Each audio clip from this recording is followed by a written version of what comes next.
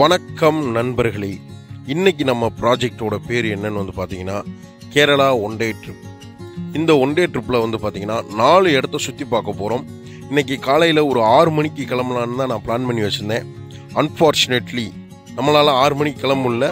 ஒரு 8:30க்கு petrol bunk போயிட்டு வண்டிக்கு ஃபுல்லாக பெட்ரோல் அடிச்சுட்டு வண்டி எடுக்க ஆரம்பிச்சிட்டேன்.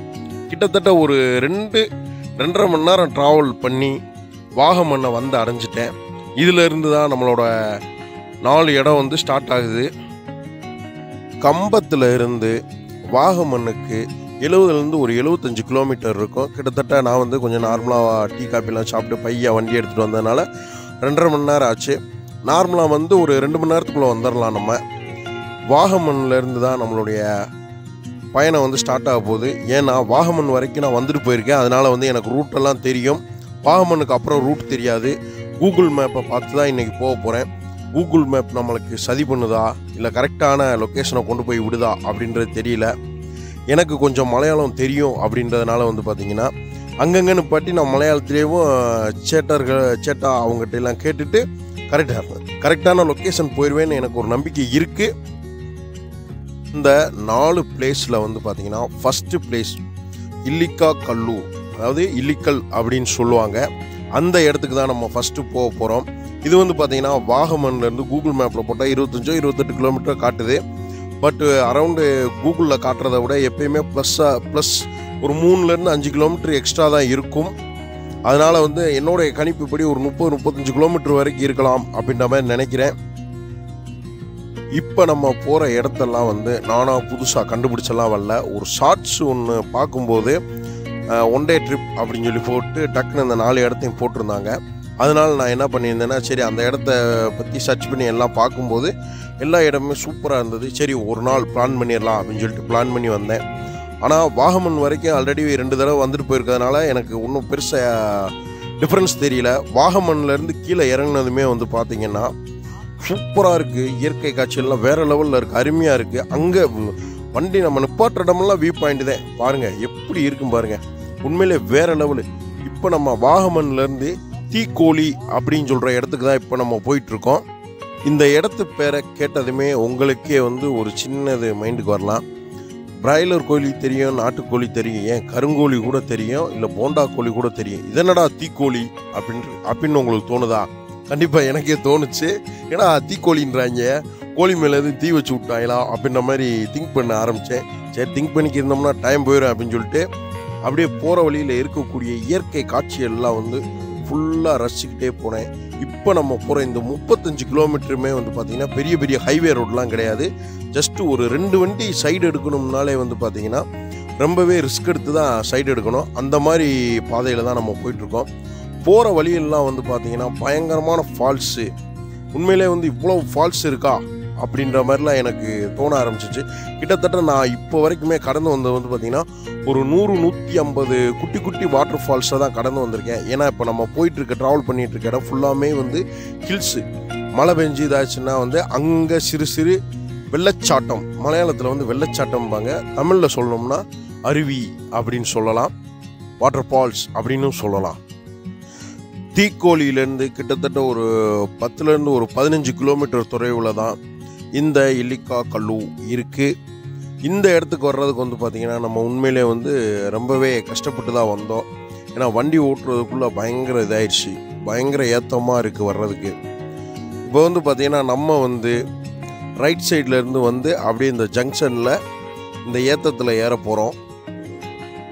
இதில் அப்படியே கொஞ்சம் தூரம் மேலே போனோன்னா அங்கே செக் போஸ்ட் இருக்கும். அந்த செக் போஸ்ட்டுக்கிட்ட வண்டியை நிப்பாட்டிட்டு அதுக்கப்புறம் தான் நம்ம உள்ளே போகணும். பாஸ் எடுத்து வாங்க உள்ளே போகலாம். நம்ம வந்து பார்த்திங்கன்னா இல்லிக்கல் கல்லு அதனுடைய என்ட்ரன்ஸில் தான் நம்ம இருக்கோம். இங்கே தான் நம்ம வண்டியெல்லாம் பார்க் பண்ணிவிட்டு டிக்கெட் எடுத்து, அதாவது என்ட்ரி டிக்கெட் எடுத்து நம்ம உள்ளே போகணும். உள்ளே போகிறதுக்கு வந்து 2 விதமாக உள்ளே போகலாம். அதாவது வந்து பார்த்திங்கன்னா எல்லாத்துக்குமே என்ட்ரி ஃபீஸ்ன்றது 20 ரூபா. அந்த 20 ரூபா டிக்கெட் எடுத்துகிட்டு நம்ம நார்மலாக நடந்தும் போகலாம். இங்கே ஜீப் ஃபெசிலிட்டி இருக்குது. ஜீப் ஃபெசிலிட்டிலையும் போகலாம். ஜீப் ஃபெசிலிட்டியில் நம்ம போகணுன்னா ஒரு ஆளுக்கு வந்து பார்த்திங்கன்னா 40 ரூபா சார்ஜ் பண்ணுறாங்க. இங்கேயே நம்ம பார்க்கும்போதே வந்து பார்த்திங்கன்னா நிறைய வியூஸும் சூப்பராகவே இருக்குது. இங்கேருந்து பார்க்கும்போதே இந்த மலைகள் சுற்றி இருக்கக்கூடிய இயற்கை காட்சி வந்து நம்ம கண்ணை வந்து பயங்கரமாக பறிக்குது. நம்ம வந்து சொல்லவே தேவையில்ல, அந்தளவுக்கு வேறு லெவலில் இருக்குது. இதுதான் டிக்கெட் கவுண்டர். இந்த இடத்துலேருந்து பக்கத்தில் நிறைய சுற்றுலா தலங்கள்லாம் இருக்குது. அது எத்தனை கிலோமீட்டர் அப்படின்னு அந்த சைடில் போட்டிருக்காங்க. ஒவ்வொரு ஆளுக்கும் எவ்வளவு சார்ஜ் பண்ணுறாங்க அப்படின்றதும் முன்னாடியே போட்டிருக்காங்க. ஓப்பனிங் வந்து 8 மணிலேருந்து காலையில் 8லேருந்து சாயந்தரம் 6 மணி வரை அதெல்லாம் டீட்டெயில்டாக போட்டிருக்காங்க. இந்த இடத்துல தான் நம்ம வண்டியை கொண்டு வந்து நம்மளுக்கு பிரியப்பட்ட இடத்துல வண்டியை நிப்பாட்டி அந்த தெரியுது பார்த்தீங்களா செக் போஸ்ட்டு ஸ்டாப்புன்னு போட்டிருக்கா, அதுதான் செக் போஸ்ட்டு. அதுக்கு அங்கிட்டு வந்து ஒரு 3 ஜீப்பு ரன்னிங்கில் இருக்குது. அந்த 3 ஜீப்பில் வந்து மாற்றி மாற்றி ட்ரிப் அடிச்சிட்டு இருக்காங்க. இங்கே வந்து பார்க்கிங்க்கு சார்ஜஸ் கிடையாது. நம்ம டிக்கெட் எடுத்தாச்சு, வண்டியில் ஏறி உட்காந்துட்டேன். இன்னும் வண்டி ஸ்டார்ட் ஆக வேண்டியது தான் பாக்கி. இன்னொன்று வந்து பார்த்தீங்கன்னா நம்மளுடைய வண்டி ஸ்டார்ட் ஆயிடுச்சு. இங்கேருந்து மேலே வரைக்கும் எவ்வளோ தூரம்னு பார்த்தா கிட்டத்தட்ட 1 கிலோமீட்டர்லேருந்து 1.5 கிலோமீட்டர் தொலைவு தான். நிறைய பேர் நடந்தே போகிறாங்க, நடந்தே வர்றாங்க. இங்கே போகும்போது மட்டும் 40 ரூபா கொடுத்து டிக்கெட் எடுத்தால் போதும். வரும்போது வந்து நம்ம டிக்கெட் எடுத்தாலும் வண்டியில் வரலாம், டிக்கெட் எடுக்காதவங்களும் வண்டியில் வரலாம். வரும்போது டிக்கெட் கேட்குறதில்ல, போகும்போது மட்டும்தான் டிக்கெட் கேட்குறாங்க. நிறைய பேர் என்ன பண்ணுறாங்கன்னா போகும்போது ஏற்றமாக இருக்குது, ரொம்ப கஷ்டமாக இருக்குன்னு சொல்லிட்டு எல்லாருமே வண்டியில் போயிடுறாங்க. ரிட்டர்ன் வரும்போது வந்து பார்த்திங்கன்னா ஜாலியாக நடந்து வராங்க. அந்த காட்சியை நீங்களே பார்த்துக்கிட்டு இருக்கீங்க. உண்மையிலே வந்து இந்த வண்டியில் மேலே போகும்போது ரொம்ப சூப்பரான ஒரு நல்ல எக்ஸ்பீரியன்ஸாக இருக்குது. 40 ரூபாய்க்கு ஒர்த்து தான், நல்லா போகுது. ஆனால் நடந்து வரும்போது நம்ம நடந்து வர முடியுமான்றது தெரியல. ஏன்னா இங்கே வரவே கிட்டத்தட்ட வாகமன்லேருந்து இங்கே வர்றதுக்கு கிட்டத்தட்ட எனக்கு 2 மணி நேரத்துக்கு மேலே ஆயிடுச்சு. தீக்கோழியிலேருந்து இந்த இல்லிக்கல்லுக்கு வர்றதுக்கு வந்து பார்த்திங்கன்னா ரோடு வந்து அளவான சின்ன ரோடு தான். வரும்போது கொஞ்சம் பார்த்து சூதானமாக தான் வரணும். அது மட்டும் இல்லைங்க, நம்ம வரும்போது நான் பார்த்த விஷயம் என்னென்னா ஒரு நல்ல ஏற்றமாக இருக்குது. ஒரு குறிப்பிட்ட ஒரு 4-5 கிலோமீட்டர் வந்து பார்த்திங்கன்னா பயங்கரமாக நட்டுக்குத்தலான ஒரு ஏற்றம். அந்த ஏற்றத்தில் வந்து பாவம் ஒருத்தர் ஃபேமிலியாக வந்திருப்பார் போல், பிரேக்கு கட் ஆயிடுச்சு. பாவம் ரொம்பவே சங்கடமாயிடுச்சு அவரை பார்க்கும்போது. நம்ம இந்த மாதிரி இடத்துக்கெலாம் வரும்போது வந்து பார்த்திங்கன்னா எப்பயுமே வந்து வண்டியில் நல்ல கண்டிஷனோடு இருக்கிற மாதிரி பார்த்து வர்றது எவ்வளவோ நல்லது. வர்ற வழியில் வந்து பார்த்திங்கன்னா வாகமன்லேருந்து தீக்கோழி வரைக்குமே வந்து சைடில் ரோடு ஒர்க்கெலாம் நடந்துக்கிட்டு இருந்துச்சு, பார்த்து வாங்க. இப்போ வந்து பார்த்திங்கன்னா நம்ம மேலே டாப்புக்கு வந்துட்டோம். ஜீப்பில் வந்து பார்த்திங்கன்னா கிட்டத்தட்ட ஒரு 3லேருந்து 3.5 நிமிஷம் ஆச்சு இந்த ஜீப் வந்து மேலே வர்றதுக்கு. கிட்டத்தட்ட ஆவரேஜாக நீங்களே கால்குலேட் பண்ணி பாருங்கள், 1லேருந்து 2 கிலோமீட்டர் தூரம் தான் இருக்கும் கீழே இருந்து மேலே இந்த டாப்புக்கு வர்றதுக்கு. நம்ம வந்து டாப்புக்கு வந்துட்டோன்னா டாப்புக்கு வரல, ஜீப் இது வரைக்கும் தான் அலவுடு. இதுலேருந்து நம்ம கொஞ்சம் தூரம் நடந்து போகணும். இப்போ நம்ம ஜீப் இறக்கி விட்ட இடத்துல இருந்து நான் அப்படியே பார்த்துக்கிட்டு இருக்கேன், பயங்கரமாக இருக்குது. இப்போ பார்க்குறோம் பார்த்தீங்களா இந்த உச்சி, மலை உச்சி, அங்கே தான் நம்ம போக போகிறோம். இங்கே வந்ததுமே எனக்கு ரொம்பவே பிடிச்ச விஷயம் என்னென்னா, எப்பயுமே நான் எங்கேயாவது போனேன்னா நல்ல ஜில்லுன்னு காற்று பயங்கரமாக அடிக்கணும். நம்ம அந்த காற்று வந்து நம்ம உடம்பு உரைச்சிட்டு போகும்போது ஒரு ஃபீல் இருக்கும். அந்த ஃபீல் வந்து எப்படி சொல்கிறதுன்னு எனக்கு தெரியலை. ஆனால் அந்த மாதிரி ஒரு ஃபீல் இருக்கணும் அப்படின்னு நான் எப்பயுமே விரும்புவேன்.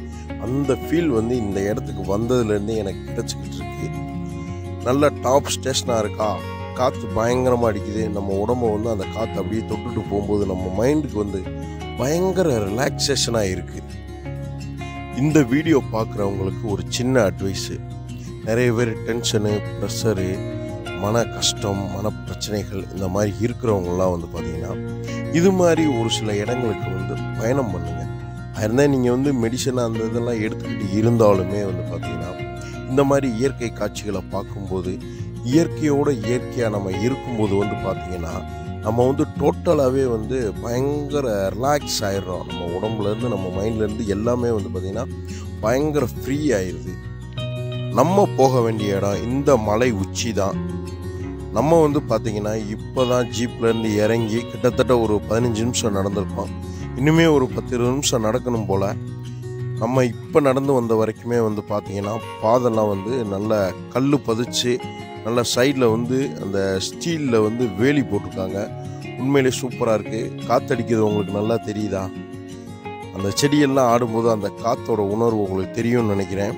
உண்மையிலே வேறு லெவலில் இருக்குது. அந்த காற்று வந்து நம்ம உடம்பை தொட்டுட்டு போகும்போது வேறு லெவல் ஃபீலு. தீக்கோழியிலேருந்து இந்த இல்லிக்கல் வர்றதுக்கு வந்து பார்த்திங்கன்னா ரோடு வந்து எனக்கு உண்மையிலே ரொம்ப கடுப்பாயிருச்சு. ஏன்னு வந்து பார்த்திங்கன்னா ரொம்ப கஷ்டப்பட்டு ஏறி வர்ற மாதிரி இருந்துச்சு. நல்ல பயங்கரமான ஏற்றம், ப்ளஸ் வந்து ரோடு அளவான சின்ன ரோடு. ஆப்போசிட்டில் ஒரு 4 வீலர் வந்தால் கூட நான் கொஞ்சம் ஸ்லோ பண்ணி தான் சைடு கொடுத்து வர்ற மாதிரி இருக்குது. அந்த மாதிரி இருக்கும். எனக்கு உண்மையில் என்னடா இவ்வளவு தூரம் ரிஸ்க் எடுத்து போகணுமா அப்படின்னு சொல்லிட்டு வந்தேன். ஆனால் இங்கே வந்ததுக்கப்புறம் வந்து நான் கஷ்டப்பட்டு வந்ததுக்கு வந்து ஒரு ரொம்பவே ஒர்த்தான இடம் தான் இந்த இடம். உண்மையிலே நான் அப்போ வந்து கஷ்டப்பட்டதுக்கு வந்து நான் கண்டிப்பாக இப்போ ஃபீல் பண்ணுறேன். ஏன்னா இயற்கை காட்சி அருமையாக இருக்குது. நம்ம ஃபோனில் எடுத்ததே இப்படி இருக்குன்னா, நம்ம அதாவது கோப்ரோ பயங்கரமான ஹை லெவல் ஃபோன்லாம் எடுக்கும்போது வந்து பார்த்திங்கன்னா வேறு லெவலில் இருக்குது இந்த இடம். நீங்கள் நேரில் வந்து பார்க்கும்போது அதை விட வேறு லெவலில் இருக்கும். இதுக்கப்புறம் வந்து பார்த்திங்கன்னா ரோடு ரொம்பவே மோசமாக தான் இருக்குது. அது பேர் ரோடு கிடையாது, ரொம்ப கல் முள்ளையிலெல்லாம் நம்ம ஏறி போக வேண்டியதாக இருக்குது. இந்த இடத்துல வந்து பார்த்திங்கன்னா நம்ம ஏறி போகும்போது 2 சைடுமே நமக்கு வந்து வேலி மாதிரி போட்டிருக்காங்க. காரணம் என்னன்னு வந்து பார்த்துட்டிங்கன்னா, இங்கே வந்து இதுக்கு முன்னாடி வந்து ஒரு சில உயிர் சேதங்கள் ஏற்பட்ட மாதிரி நம்மளுக்கு தகவல் கிடச்சி, அதனால் வந்து மக்களுடைய பாதுகாப்புக்காக இந்த இதை வந்து பார்த்திங்கன்னா 2 பக்கமே போட்டிருக்காங்க. ஒரு பக்கம் ஏறுறதுக்கும் ஒரு பக்கம் இறங்குறதுக்கும். இந்த இடத்துல ஏறுறதுக்குள்ளே வந்து பார்த்திங்கன்னா எனக்கு வந்து உண்மையிலே சத்தியமாகவே சொல்கிறேன், நுர தள்ளிருச்சு அப்படின்னு சொல்லலாம். அந்தளவுக்கு மேலே ஏறணுமே எனக்கு அவ்வளோ பயங்கரமாக மூச்சு வாங்க ஆரம்பிச்சிச்சு. ஒரு நல்ல ஏத்தம் அப்படின்னு தான் சொல்லணும். இந்த இல்லிக்கல் வந்து பார்த்திங்கன்னா கேரள மாநிலம் கோட்டயம் மாவட்டத்தில் அருமையாக ஒரு மலைப்பகுதியில் அமைஞ்சிருக்கக்கூடிய இடம்தான் இந்த இல்லிக்கல்.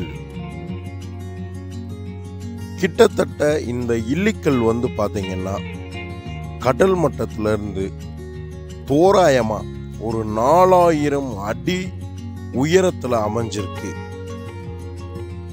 1 அடி 2 அடி இல்லைங்க, 4000 அடி உயரத்தில் இந்த இல்லிக்கல் மலைப்பகுதி வந்து அமைஞ்சிருக்கு. கடல் மட்டத்திலிருந்து 4000 அடிக்கு மேலே தான் இப்போ நம்ம நின்றுக்கிட்டு இருக்கோம். சொல்கிறேன்னு தப்பாக நினச்சிக்கிறாதீங்க. நம்மளுடைய வாழ்க்கை எப்போ எந்த இடத்துல ஆரம்பிக்கும்னு யாருக்கும் தெரியாது, எப்போ எந்த இடத்துல முடியும்னு யாருக்கும் தெரியாது. அப்படி இருக்கிற நிலையற்ற இந்த வாழ்க்கையில் வந்து தயவுசெய்து நமக்கான கொஞ்ச நேரத்தை ஒதுக்கி இது போன்ற அழகிய இடங்களுக்கெல்லாம் வந்து சுற்றி பார்க்க கொஞ்சம் கற்றுக்கங்க. தயவுசெய்து உங்கள் நல்ல இதுக்கு தான் சொல்கிறேன். ஏன்னா இந்த மாதிரி இடங்கள்லாம் எத்தனை பேர் பார்த்துருப்பீங்க அப்படின்றது எனக்கு தெரியல. நிறைய பேர் நம்மளை சுற்றி, நம்ம ஊரை சுற்றி இருக்கிற பல விசேஷமான பயங்கரமான அதிசயமான இடங்களுக்கே நம்ம போகிறதில்ல, நமக்கும் தெரியறது இல்லை. அப்படிலாம் இனிமேல் இருக்காதீங்க. எந்த இடமா இருந்தாலும் போங்க, உங்களுக்காண்டி ஒரு டைமை ஸ்பெண்ட் பண்ணுங்க, லைஃப்பை ஜாலியாக என்ஜாய் பண்ணுங்க.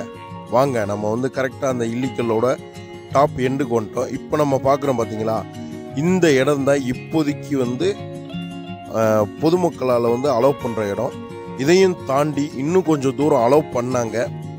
கீழே வந்து ஒரு சின்ன பாலம் மாதிரி ஒரு இடம் இருக்குது. அந்த பாலத்து வழியாக வந்து அந்த மலையோட அடிவாரம் வரைக்கும் போகலாம். இப்போ நம்ம பார்க்குறோம் பார்த்தீங்களா, இந்த மலை தான் இல்லிக்கல். இந்த மலையோட அடிவாரம் வரைக்கும் நம்ம இதுக்கு முன்னாடி அலோவ் பண்ணிக்கிட்டு இருந்தாங்க. கிட்டத்தட்ட 2017 அந்த ரேஞ்சாக என்னன்னு தெரில. இடையில வந்து ஒரு சின்ன ஒருத்தர் வந்து உயிரிழந்துடுறாரு.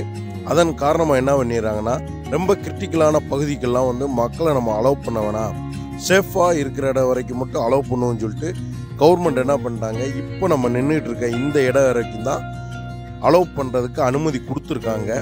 இதுக்கு அங்கிட்டு நம்ம யாருமே போகக்கூடாது. ஃபோட்டோ எடுக்கிறது, வைக்கிறது, என்னென்ன பண்ணுமோ எல்லாமே இந்த இடத்தோடு முடிச்சுக்கிறோம்ப்பா. அதுக்கு அங்கிட்டு போகக்கூடாது அப்படின்றக்காண்டி தான் இந்த ஸ்டீலில் வந்து இதை சுற்றி வந்து வேலி போட்டு வச்சுருக்காங்க. உண்மையிலே இந்த இடம் வந்து வந்தது வந்து உண்மையிலே ரொம்பவே ஒர்த்து. கண்டிப்பாக இந்த வீடியோ பார்க்குறவங்க ஒரு நாள் இந்த இடத்துக்கு வாங்க. உண்மையிலே ரொம்பவுமே பயங்கரமாக இருக்குது இந்த இடம்.